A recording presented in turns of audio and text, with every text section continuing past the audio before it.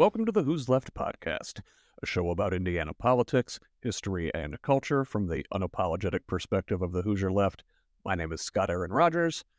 I'm recording from Bloomington, and the following voice is Pastor Micah Beckwith, chosen by delegates at the Indiana Republican Party State Convention on June 15th over the preferred pick of gubernatorial candidate Mike Braun as their nominee for lieutenant governor. Here's 3 reasons why you should be a Christian nationalist. Jesus, first of all, said, go out and make disciples of all nations. Nations are boundaries, borders, constitutions. Nations are what we have. We have been given something to steward, and that is the nation. Number 2, Jesus said, on this rock I will build my ecclesia. The ecclesia was not the synagogue. It wasn't the temple. We've translated it to church, but that's not what Jesus said. Jesus said the ecclesia, which is the Greek city center. It was the town public square where all the politics happened. He said, you're going to take the gospel, you're going to go into the public square, and you're going to revolutionize and reform the government. And out of that will be good boundaries that will be placed in society, and we will see the gospel flourish because of that. And then number 3, there's a long list of traditions of great biblical characters, both in the scripture, but then also even in our history, traditions of godly people, God-fearing people getting involved in politics. You have Daniel, you have Esther, you have David, you have Solomon. So you have a job to be a Christian nationalist. God is calling you to steward your nation. So take that mantle, take that responsibility, and walk boldly in it. This is both bad theology and bad history. But never mind those pesky details. Beckwith has $1 million smile, an indefatigable drive for celebrity, and a preternatural gift for bullshit. Here's his biography from the indispensable election information site Ballotpedia. Well, Micah Beckwith was born in Hillsdale, Michigan. He earned a bachelor's degree in business and economics from Huntington College in 2005. His career experience includes teaching a high school constitutional literacy class for a Christian school in Carmel. He also co-hosts the podcast Jesus, Sex, and Politics with Pastor Nathan Peternell. He has served as the keynote speaker for several not-for-profit and community groups and has spent time advocating for healthcare freedom around the state. He has also worked as CEO at Sing Love Ministries, Inc., as a worship pastor at Northview Church and White River Christian Church, as a co-owner of Attaboy LLC, and as a franchisee with Embroidery. End quote. Beckwith now leads his own congregation as the head pastor at Life Church's Noblesville campus. Life Church is an affiliate of the Pentecostal Assemblies of God Network. So, Beckwith grew up in the shadow of Hillsdale College, the Harvard of far-right Christian indoctrination, and first came to the attention of the Hoosier public in 2020, running for Congress in Indiana's 5th District. Though he finished a distant third in the Republican primary, losing to now Congresswoman Victoria Spartz, Beckwith drew backlash in his community with aggressive and inflammatory social media posts, irresponsible positions on COVID mitigation, retrograde views about our LGBTQ neighbors, climate change denial, and his blurring the line between church and state. After the 2020 election, Beckwith joined the chorus of Trump sycophants claiming widespread election fraud, which, as we all know, culminated in the attempted insurrection of January 6, 2021. The following day, our guy Micah took to social media with the following message. People are disgusted by what they saw, and a lot of people are, freaking out over what they saw. And I can totally understand that. But I was in prayer this morning. We're doing a 21 days of prayer at Life Church. And you know what the Lord told me? He said, Micah, he said, I sent those riots to Washington. He said, what you saw yesterday was my hand at work. That's right. Beckwith, claims to receive communication directly from God, and that the creator of heaven and earth endorsed the attempted overthrow of the duly elected government of the United States of America. No explanation is given as to how the all-knowing, all-powerful ruler of the universe couldn't quite pull off the coup. Micah was active throughout 2021, fighting to keep COVID spreading like wildfire in Indiana, leading anti-vaccine rallies, calling mask mandates a demonic assault trying to cover up both physically and spiritually the voice of God's people, and writing over 4,500 religious exemptions for Hoosiers who refused the life-saving jab. In late 2021 and early 22, Beckwith turned his attention to the manufactured parents' rights movement, joining with the Hitler-quoting extremist group Moms for Liberty to rail against diversity, equity, and inclusion programs in schools and to remove so-called obscene material that might groom their children for deviant lifestyles from public libraries, leading to his backdoor appointment to the Hamilton East Public Library Board by far-right political allies on the county council in September of 2022. The false prophet and his political allies spent the next year throwing the library into chaos.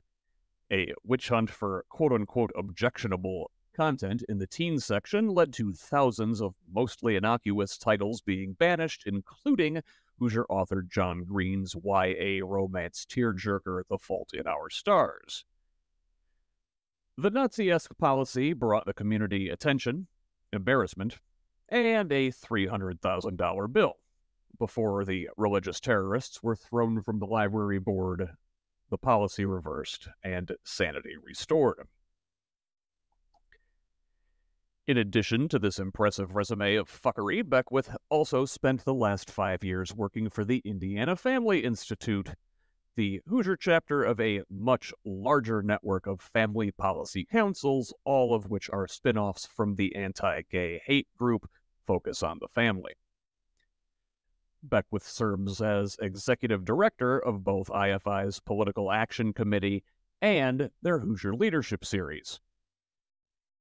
Former GOP Congressman Mike Pence, Mike Sodrell, and Dan Burton founded the Hoosier Leadership Series to, quote, identify, educate, and connect conservative leaders from around Indiana, end quote, and equip them to advance a conservative worldview, the literal definition of grooming.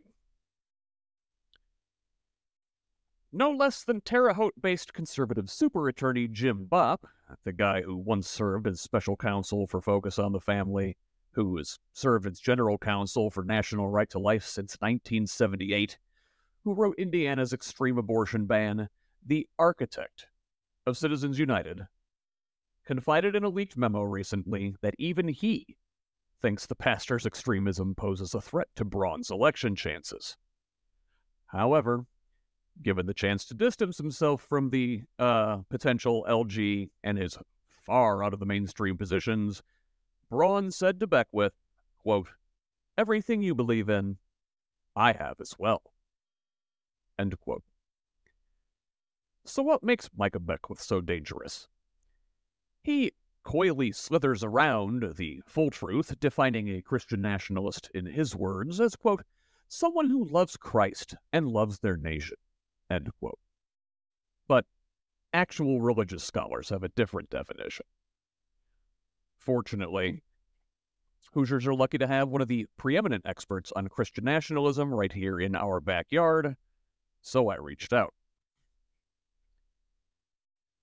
Dr. Andrew Whitehead is an associate professor of sociology and director of the Association of Religious Data Archives at the Center for the Study of Religion and American Culture at IU-Indianapolis.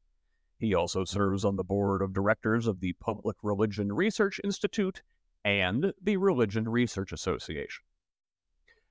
Whitehead is one of the foremost scholars of Christian nationalism in the United States.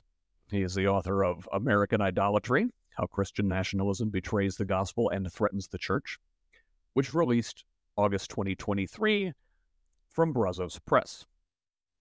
He is the lead author of Taking America Back for God, Christian Nationalism in the United States, along with Samuel Perry, which won the 2021 Distinguished Book Award from the Society for the Scientific Study of Religion. Whitehead is a sought-after speaker and has shared his work with diverse audiences, academic and public, religious and secular. Whitehead's research on Christian nationalism has been featured across several national outlets, including the New York Times, NPR, The New Yorker, The Washington Post, CNN, Today, The Economist, Rolling Stone, and The Guardian. He has been interviewed on NBC News, National Public Radio, and the BBC, among others, and is routinely contacted for perspective on religion and politics from national and international news media. He has also written for The Washington Post, Time, NBC News, and the Religion News Service, among other outlets. Along with his work on Christian nationalism, Whitehead's research also explores childhood disability and religion. He is the author of 50 peer-reviewed journal articles. In 2019, his co-authored article, Make America Christian Again, Christian Nationalism and Voting for Donald Trump in the 2016 Presidential Election, won the Distinguished Article Award for both the Association for the Sociology of Religion and the Society for the Scientific Study of Religion. In the following interview, we'll talk about the real definition of Christian nationalism, its inherently anti-democratic nature, circular reasoning, and twisted morality. Then, Dr. Whitehead will introduce the three false idols of Christian nationalism that adherents really worship, turning their backs on the gospel of Jesus. Before we turn to that conversation, I do want to remind you that HoosLeft is a pro-democracy organizing project. I might be the guy with the microphone, but I want everybody within earshot to think of themselves as participants. What's going on in your part of the Hoosier state? Are there topics you'd like to see me cover? Folks I should reach out to? I want your input, feedback, and advice. Remember the 3 P's of organizing: people coming together to exercise power, which Dr. Martin Luther King defined as the ability to achieve purpose, a specific concrete goal.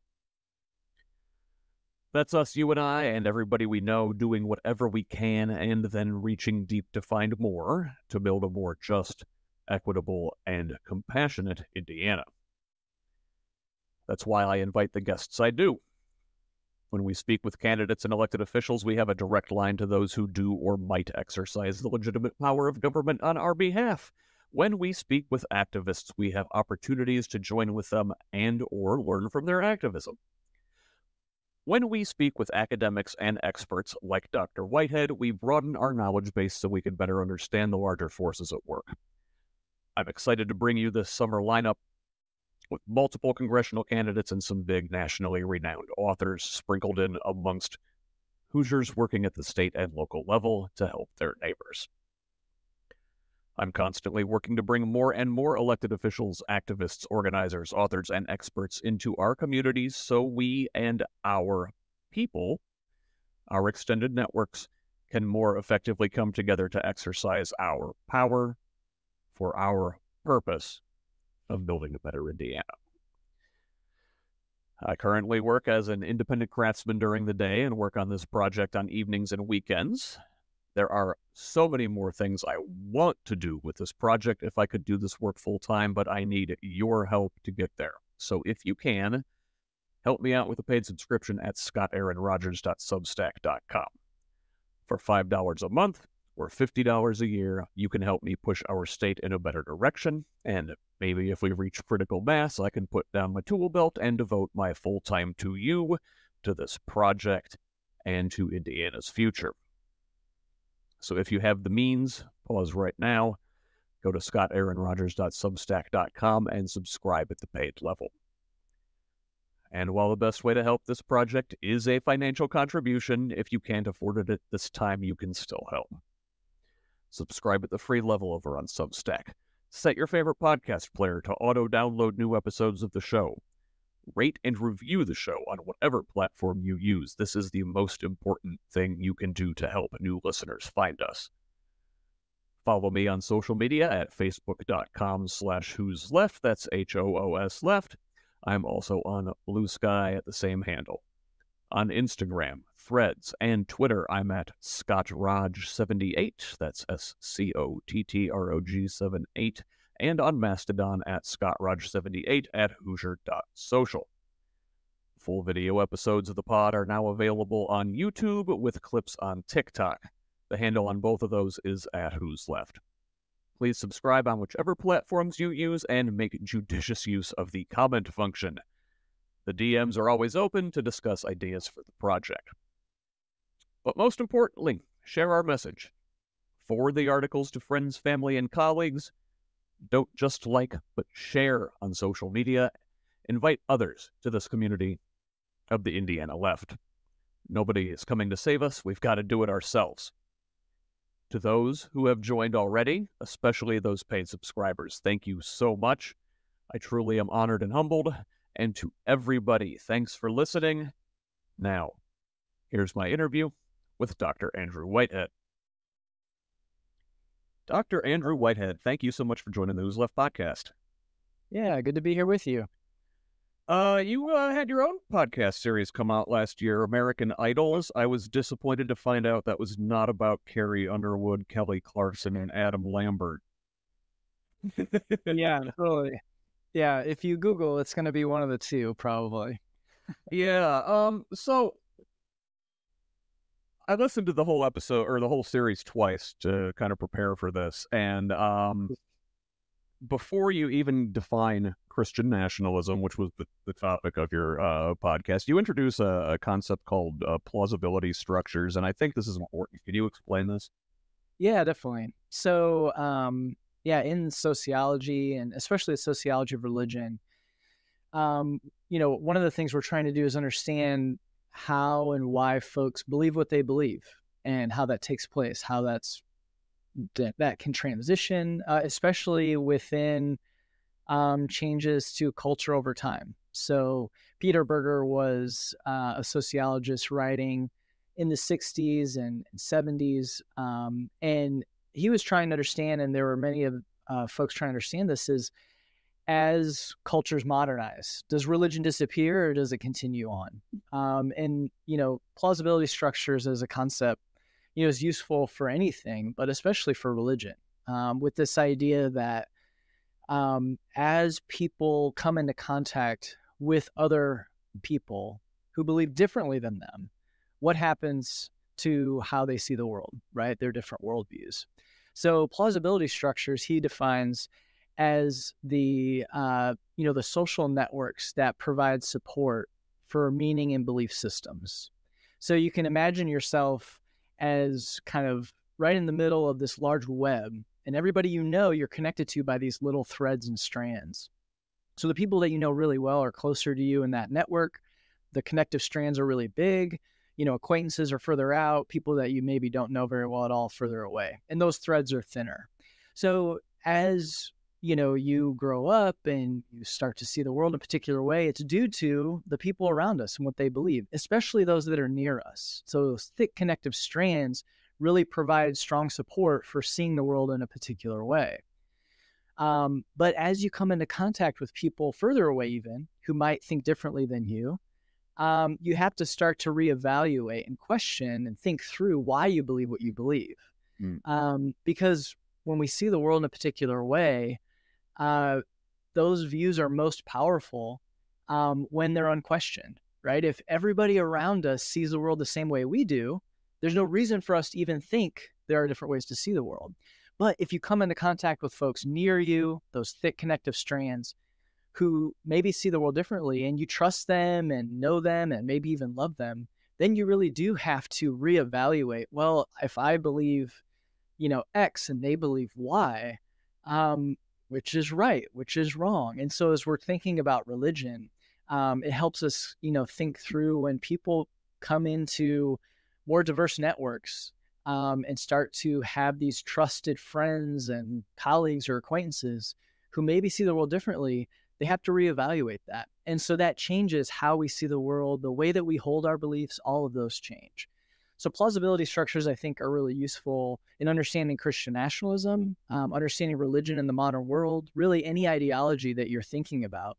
I think it helps explain and show, how people hold those views and why perhaps they hold them so tightly or hold them in a different way. So if you think about, say, Christian nationalist communities, maybe that's within one church or in a larger group or whatever, it sounds like there's a really tight web for people in that group, you would say, and they sort of only know other people who have the same beliefs, or very few people who have different beliefs. Is that kind of okay? So, well, let's talk about the qualities of Christian nationalism, and you add another word to that in the series. You say white Christian nationalism, and there's 4 major components. Can you talk about those a little bit? Yeah, definitely. So when we're talking about Christian nationalism, this is based off empirical research that we've done on surveys of the American public. And so Christian nationalism is what we see as a cultural framework that desires a close fusion of a particular expression of Christianity with American civic life. So the key term is that particular expression of Christianity. It isn't just any expression, because there are many different expressions in the U.S. or even in Indiana. But this one particular type, and it wants the government to vigorously defend and preserve this cultural framework as central to American civic life. And so what that means is that when we're talking about the Christian of Christian nationalism, it isn't just these historic Christian beliefs like the divinity of Jesus or the Trinity or heaven or hell or things like that, although that's a part of it. It also contains this what I like to call extra-cultural baggage, right? So when the term Christian is being used, yes, it's historic Christian beliefs, but it's also these other things. And what are these other elements? Well, like you said, there's 4 that we see.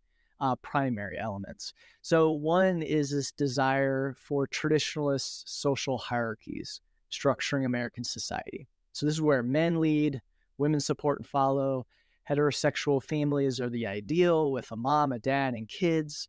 And anybody or any family that doesn't quite align with that desire aren't seen as truly American, or they're kind of denied easy access to the benefits of being a citizen. So that's one element. Another element is a comfort with authoritarian social control. So it sees the world as a chaotic place, and we need strong rules, and we need strong rulers to come in and enact order, especially around those traditionalist social hierarchies. And so that's another cultural element. Then we also see ethno-racial boundaries around American identity. So it generally is assumed that white Anglo-Protestant people are more truly American than anyone else. It doesn't mean that other folks can't live here, but historically this country was created by and for these people. So that's why we talk about it in terms of white Christian nationalism. And then the final aspect is a populism, belief that this country is for people like us, the working man and woman, and that there are elites that are coming to try and steal it away, take it away from us. And so there's this feeling of persecution and victimization that often it opens them up to more conspiratorial thinking, right? That there are shadowy powers that are going to take over, and that we need to return the country back to people like us who it was truly made for. And so again, when we talk about the Christian of Christian nationalism, it includes these cultural elements where race, gender, sexuality, authoritarianism, these are all wrapped up in that. And so folks, when they hear that, that's a part of that worldview, that cultural framework that they want to see guiding the United States. It sounds like there was one word you said in there, and it was order. And that's like a really important, that's kind of the whole whole shebang right there in one word, is that they feel that God ordered the world in a certain way, right?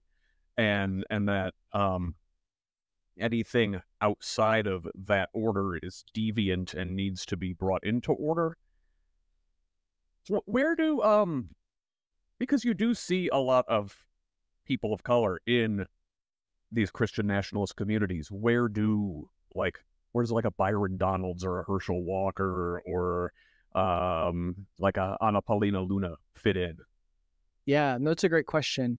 So the key here is when we're talking about white Christian nationalism, the white doesn't refer to the skin color of the person holding those views. What it's really referring to is whiteness, right? And so whiteness is this idea and this reality that in our society especially, but in others as well, it references the fact that there are particular social groups that have, as a group, easier and more direct access to the many benefits of that society. And so in the U.S., as we look at white Americans as a group, again, not all individual white Americans will have this experience, but when we look at that at the group level, have higher levels of wealth, have lower infant and maternal mortality rates, lower levels of incarceration, higher likelihood of owning their own home, higher levels of education, right? We go down the line. And as a group, white Americans generally do better in the United States than other groups. And so when we're talking about it in those terms, it's a society ordered according to racial lines at the group level. And so Christian nationalism supports, as an ideology, that racialization of society. It supports and perpetuates whiteness, that this is the group that's at the center of our society, has the easiest access to the civil and social rights that the society provides. And so when we look at the group level, we can see that, the ideal American, again, has white skin and is a part of this group. And so for those that hold to Christian nationalism, they can be racial minorities, but we see that holding these views, again, perpetuate the status quo, these state of affairs, where one group generally does better than others according to the color of their skin. And so it isn't that you have to be white to hold these views. You can be a racial minority, but holding these views upholds the structures and perpetuates the society where we see these inequalities play out. I see. And as for the last point there with the populist impulse, now, like economically, say, I think of myself as like a left populist. What's wrong with populism? I mean, this is a democracy, right? Shouldn't the people be guiding things? Yeah. No, I mean, it isn't as though it's just on the purview of the right or the left. But again, it's the desire to see how that is enacted and structured. And so the feelings of victimization and persecution that get wrapped up into this cultural view that we need a strong authoritarian leader, we need to have strict or relatively strict ethno-racial boundaries, we need to have a traditionalist social hierarchy, right? Those are also a part of it. And so I think that is a key place where we're going to see variation, but really what sets it apart. Yeah, and it's you say that there's feelings of victimization in there, right? Well, I mean, they kind of are, right? But not in the way they think. Yeah, well, and I think go ahead. Yeah, it's a key point, right? And it's one where, a common quote within sociology or social science is that if men or women define situations as real, then they're real in their consequences, right? And so whether or not they are victimized really doesn't matter. It's that feeling is going to cause them to act and believe and live in a world in such a way that they're going to respond as though they are. And so I think there are a lot of folks that have legitimate fears, and it isn't as though they, those just having those fears alone is bad, but I think it's where those fears lead, where those feelings of victimization lead. Now, some of them are not empirically defensible, right? They really aren't being attacked by these certain groups, but do they feel the world is changing around them? Yeah, the world is changing, right? And so what do we do with those feelings? How do we live in that world in such a way that, again, doesn't harm neighbors and the people around us, but maybe makes a space where, there's growing diversity, but how can we kind of expand our world so that more folks can flourish, that it isn't just one group over and over.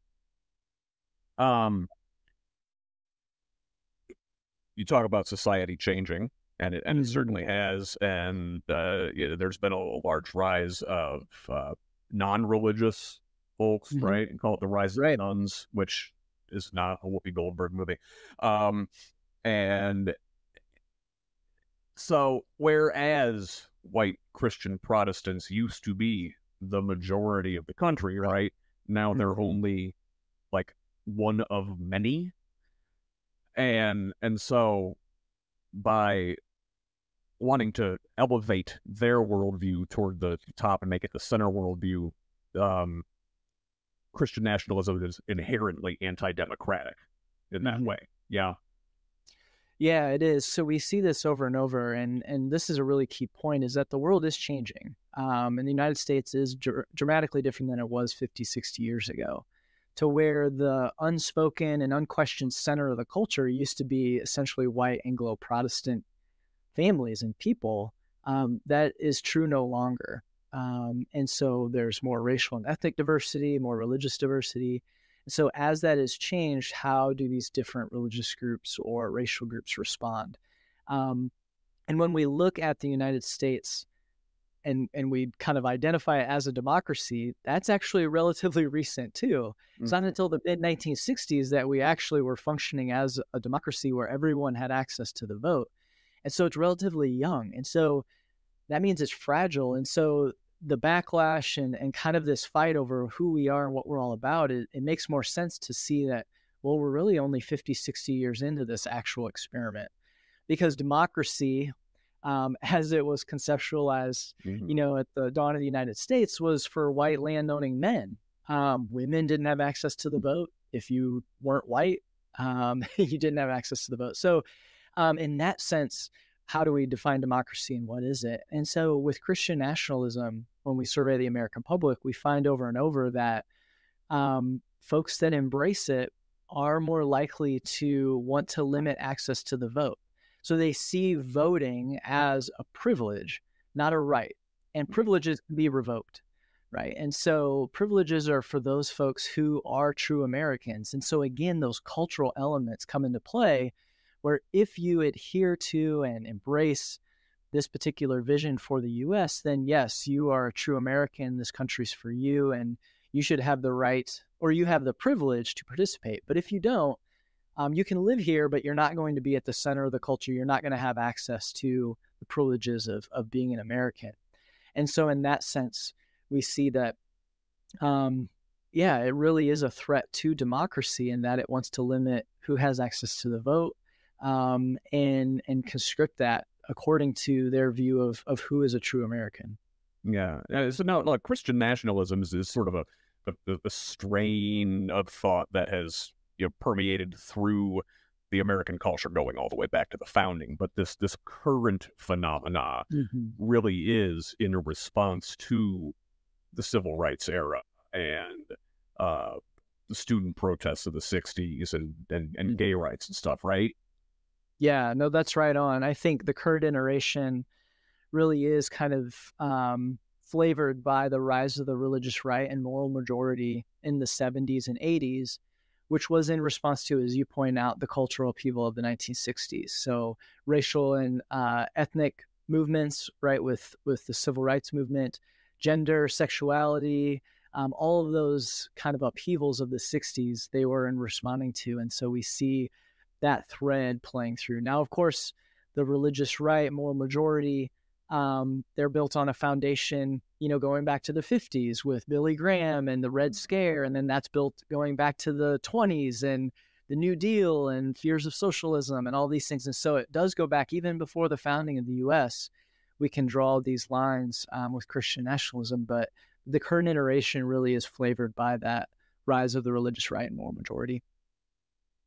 So let's talk about the three idols of Christian nationalism. What are those? And they're not Carrie Underwood? They are not. Okay. So the three idols of Christian nationalism that I define in my my new book, American Idolatry, is the first is power. So power is the ability to get others to do what you would want them to do despite their resistance. And so the focus with Christian nationalism on power is self-interested power. It's a desire to be able to get others to do what you want to benefit us, quote unquote, the in-group. And so it isn't as though Christians should just have nothing to do with power.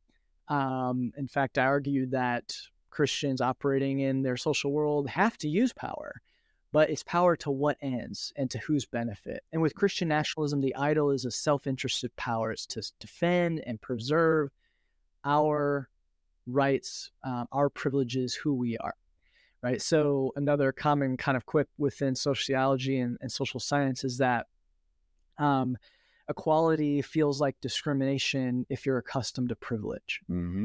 So again, with this group, they desire privilege, to be at the forefront, to have the head seat at the table. And so that's the power that we're talking about. Now, when you have that power, and it is power to be privileged, the common and constant fear is that it'll be taken away. And so fear is the other idol, because what we find politically is that, well, politically and socially, fear is such a powerful tool to motivate people. So if you want to get people to do what you want them to do, you just need to make them afraid of an outcome, right? And so again, with power, this is being stolen from you. It's being taken away. You are no longer be able to live, to worship, to work, to do whatever, if you don't do X, Y, and Z. And so fear is this idol of Christian nationalism, in that these are the groups you should be afraid of. This is what you should be afraid of. So now you need to do what needs to be done to preserve your access to power. And because the quickest way to know who we are is to know who we're not, to define the outgroup. And we need to fear and feel threatened by the outgroup. Now, when you're focused on defending self-interested power, you're creating this sense of threat and fear of an outgroup who's going to take it from you. Historically, we see over and over the natural outcome is violence. And this is the third idol, because violence is useful to get to your desired end by any means necessary. And if it means, again, to enact violence on an outgroup, then so be it. And so within kind of this context of, talking to Christians about how to live in a pluralistic democratic society, violence is a way of kind of taking God or God's power or how God might work out of the equation, right? You just need to go and get done what needs to be done. And so violence is that third idol that helps assuage the fear that is built on this fear of losing access to privileged power. Yeah, and the privilege, the power that they want to exercise, and they call it religious liberty. Now, I think religious liberty means something than what they say it means. What is the Christian nationalist definition of religious liberty? Yeah, so generally religious liberty in those terms means that I should be able to bring my personal faith and the dictates of my faith to bear on everyone else's life around me in the public sphere, right? And so it isn't as though a lot of times religious liberty is identified as the government shouldn't tell you how to worship, and then two, you should have the to worship as you want and wish, and that it shouldn't limit you from, again, participating in civil life. But this is that I should be able to bring, again, these personal beliefs and dictates into my into the civil sphere to affect how others live and work and all of those things. Now, there's always going to be gray area. There's always going to be difficulties with this. But again, this idea of religious liberty is that we should be able to demand that everyone else live according to our religious dictates without any repercussions on ourselves. And so, again, it kind of creates this fear that other groups are going to do the same thing, right? So when folks who are secular are like, hey, maybe we shouldn't demand that kids have to pray before a high school football game on Friday, folks who want that to be the case maybe are fearing that, well, now we won't be able to. No, you still can. But it maybe shouldn't be that you demand others do it. And so this is where that back and forth kind of begins and where it gets difficult. But that's generally how they're twisting the meaning of religious liberty. Yeah, and you mentioned this inverted golden rule that they sort of used to do this. What's this little trick? Yeah, so it's, do unto others what you fear they might do unto you. And so it's this idea. That's what Jesus said, isn't it? No, it's not. So it's this idea that, hey, they're coming to take away all your rights, and to ensure that you can't live and worship as you in private as you want to, or whatever else. And so that's what they fear. And so they will try to essentially do that to other groups, to say you can't live, worship, or not worship how you want, but we need to order society according to the way that we view it. And so, that's the difficulty, because in a pluralistic democratic society, it isn't as though they shouldn't be able to bring, or act in the social world according to their religious beliefs. They should be able to vote in those ways.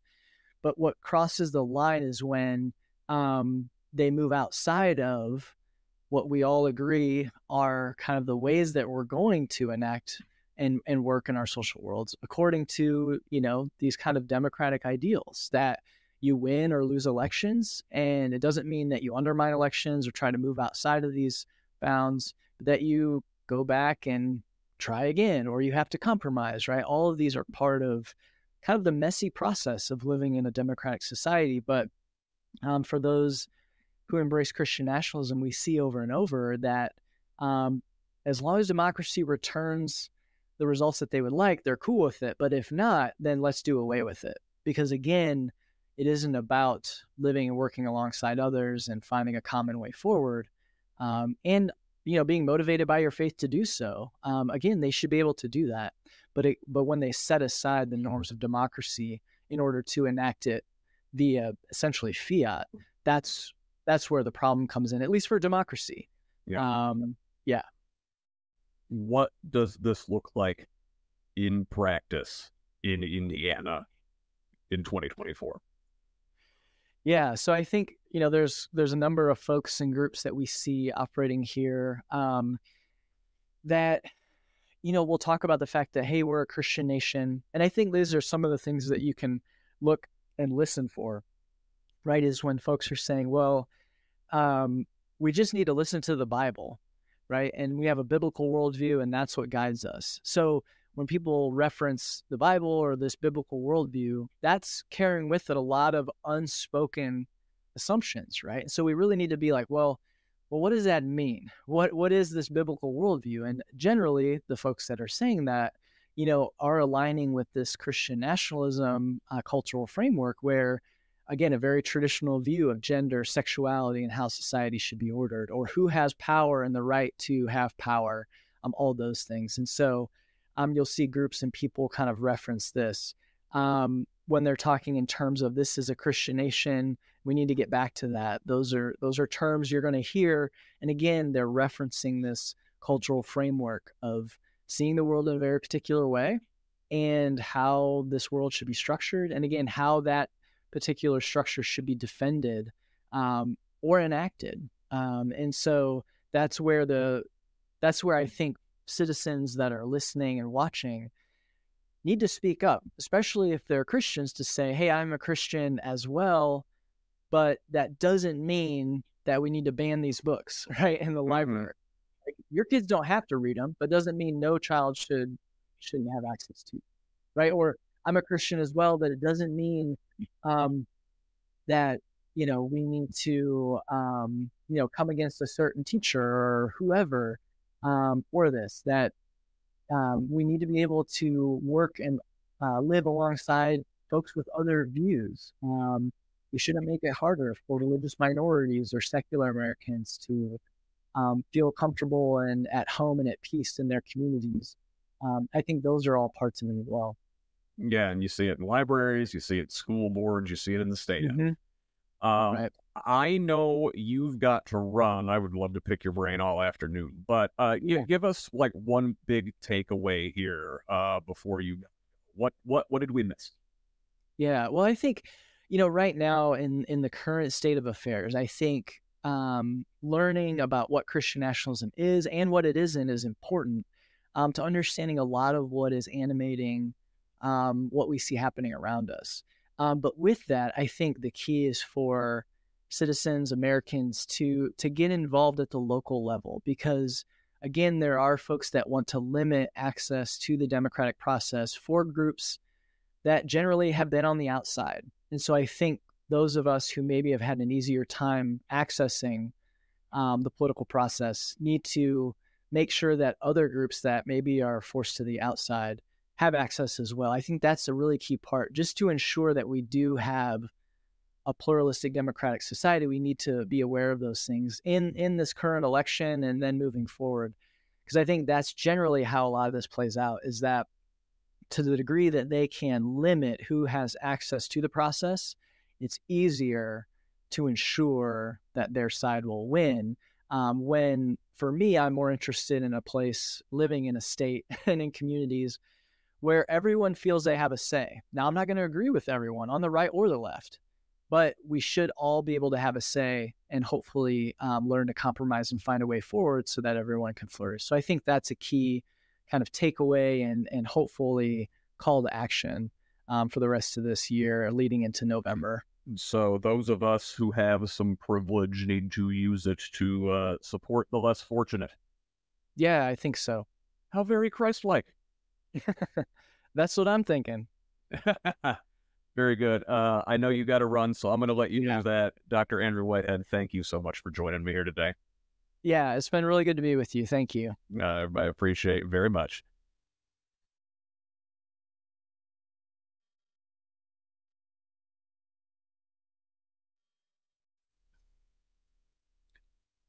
Once again, that was Andrew Whitehead, professor of sociology and director of the Association of Religion Data Archives at the Center for the Study of Religion and American Culture at IU-Indianapolis. So, what did we learn? Christian nationalism goes far deeper than, to use the words of Tom Petty, loving Jesus and America too. This is a reactionary ideology committed to enforcing a narrow, hierarchical, race-based social order where the fear of losing power leads to violence. I think Dr. Whitehead gave us a great overview, but there is still so much to explore. Throughout the summer, I will speak with more scholars on religious extremism and talk about the ways it manifests itself right here in our Hoosier state, and what we can do about it at the ballot box and beyond. I look forward to bringing you those conversations. But for now, I'll leave you with this. You know, charismatic Pentecostals in the rural South are notorious for practicing the curious ritual of snake handling. In a Christian nationalist Indiana run by the likes of Micah Beckwith, snake handles you. Thanks for listening, and thanks again to my guest today, Dr. Andrew Whitehead. I'll link to his author page at bookshop.org in the show notes, as well as his 4-part podcast series, American Idols from Axis Mundi Media. I highly recommend it and just about anything the guys over at Axis Mundi put out. Again, I kindly ask you to consider a paid subscription at scottaaronrogers.substack.com. A membership over there is the best way to help this project grow. But in addition to Substack, you can find me on Facebook, Blue Sky, YouTube, and TikTok at HoosLeft, and on most other social media sites at ScottRog78. If you want to send me a message, my DMs are open on social media, or email me at scottrog78@gmail.com. Forward the show to a friend and tell them to forward it to another friend. Let's keep this project growing. Until next time, this has been the Who's Left podcast. I'm Scott Aaron Rogers. Love each other, Indiana.